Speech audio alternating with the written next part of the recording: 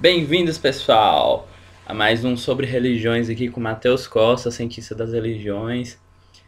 Essa noite eu vou falar sobre uma tradição muito famosa e muito controversa quando se trata da conexão com o tema religião, que é o confucionismo.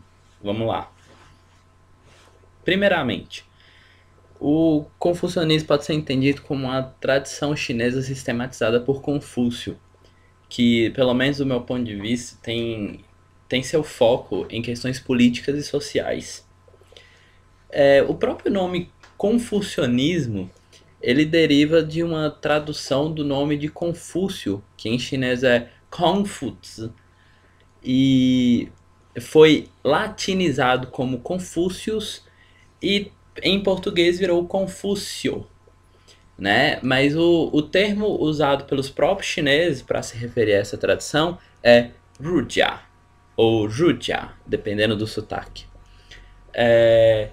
Só para vocês entenderem também, não existe só um Rujia, não existe só um confucionismo, que por causa até do nome Rujia também é chamado de ruísmo, sobretudo em inglês, ruism.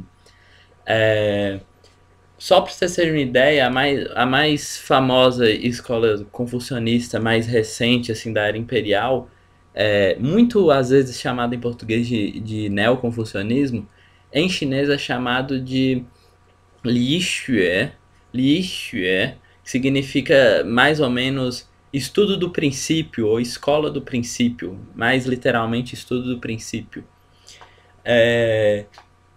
E mais interessantemente ainda sobre o nome, o Jia de Rujia significa literalmente escola ou família dos eruditos, muitas vezes traduzido como letrados, mas numa tradução de 200 anos atrás, ou mesmo dos acadêmicos.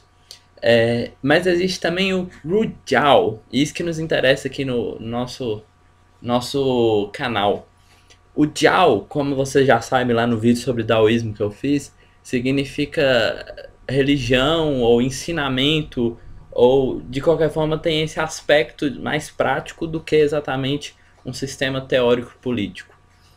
Nesse sentido, o que às vezes é chamado na China de Rujiao, às vezes até mesmo de Rujia, não tem tanto uma diferenciação tão definida, é sim também cultos, tanto no sentido mais fraco, no sentido de, por exemplo, ter uma estátua de Confúcio na frente de uma escola ou de um prédio público, mas pode ser também no sentido mais propriamente dito religioso, um sacrifício religioso. Eu vou deixar um link aqui embaixo que vai explicar, aliás, tem um site que explica várias coisas, mostra vídeos, mostra livros, artigos, explicações mais diretas do que seria esse culto religioso a toda a tradição confuciana na China, né?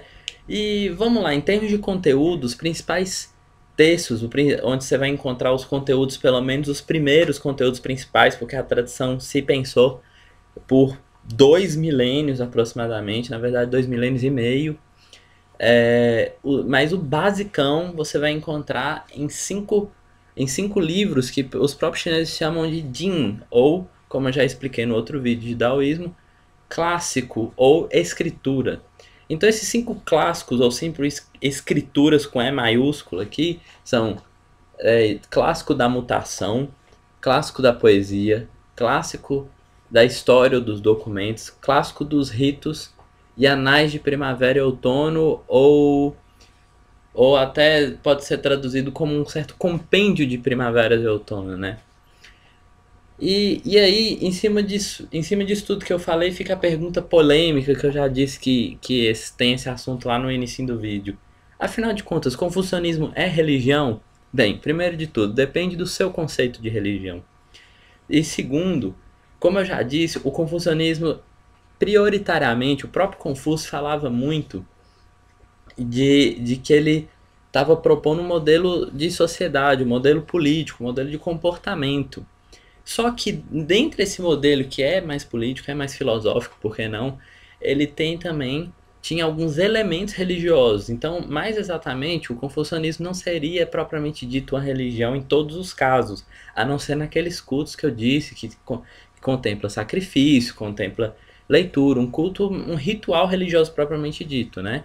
Com essa exceção, normalmente o confucionismo tem muito mais elementos religiosos. E onde teve confucionismo, claro, além da China? Em primeiro lugar, recentemente a Rosana Pinheiro Machado, num dos últimos livros dela, uma sinóloga e antropóloga brasileira, ela disse que, olha, na história chinesa nunca houve uma aplicação integral do confucionismo, sempre estava junto com outra ideia, por exemplo, um certo legalismo, uma certa aplicabilidade das leis muito dura, qual o confucionismo criticava veementemente na sua teoria. Então, na China, o confucionismo foi aplicado por mais de 2000 anos, desde a dinastia Han, 200 antes de Jesus nascer, numa referência mais cristã brasileira. Mas ele, na verdade, foi sempre usado com outras teorias, mas foi na Coreia do Sul, que se chama hoje de Coreia, que o confucionismo teve uma aplicação mais forte, segundo vários especialistas. Bem como teve influências também no Japão, na Tailândia, Vietnã, mas influências aqui mais implícitas. E para terminar, o confucionismo na China, como todo mundo que estuda a história da China sabe, já tem 100 anos que desde a queda da monarquia chinesa, do Império Chinês, quando a China virou república e depois virou república comunista socialista, o confucionismo não só saiu de cena, como foi bastante atacado pelos próprios intelectuais chineses, né? Mas hoje tem um revivamento do confucionismo na China, guiado sobretudo por um chinês chamado Jiang Qin. E o Jiang Qin, ele formou uma academia confucionista moderna na China, é muito interessante, vale a pena pesquisar. E é isso, pessoal. Além disso, tem várias pessoas no mundo que gostam de confucionismo, estudam, vocês podem procurar textos na internet. E tem, por exemplo, também o Instituto Confúcio, que é apesar de ser bem propriamente dito do governo chinês, mas o próprio nome Confúcio indica uma valorização. E é isso que eu tinha para falar aqui hoje. Mais dúvidas, deixa no comentário que eu faço outro vídeo falando de algo específico depois, ok? Se inscreva no canal, se gostou, clica no gostei lá abaixo aqui do vídeo, faça os comentários. Boa noite, pessoal, até a próxima.